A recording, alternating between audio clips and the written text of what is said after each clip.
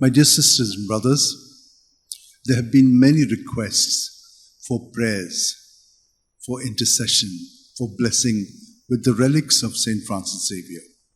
I'm gladly doing that for you and praying for all your intentions. In the name of the Father, and of the Son, and of the Holy Spirit.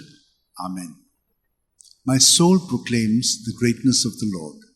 My spirit rejoices in God my Saviour, for he has looked with favour on his lowly servant in her nothingness. From this day all generations will call me blessed, for the Almighty has done great things for me, and holy is his name. He has mercy on those who fear him in every generation.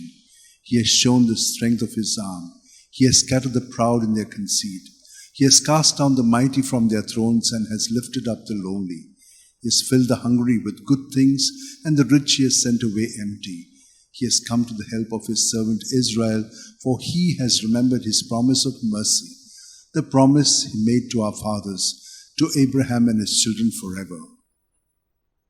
O devoted servant of God, St. Francis Xavier, your heart was burning with love for Jesus. Impelled by this love, you went from country to country and spent yourself unto death, proclaiming the name of Jesus and the good news of salvation.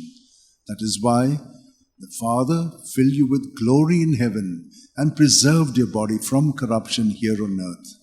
Filled with joy for these unique gifts, we join you in praising the Father, and now we ask your intercession for ourselves.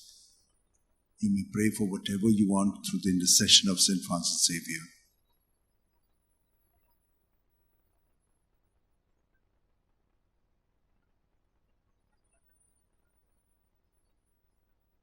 We ask you to obtain for us the fulfillment of these desires if they are pleasing to the Father. And for everything, together with you, we praise the Father through Jesus in the Spirit. Amen. And may Almighty God bless you, Father, Son, and Holy Spirit. Amen.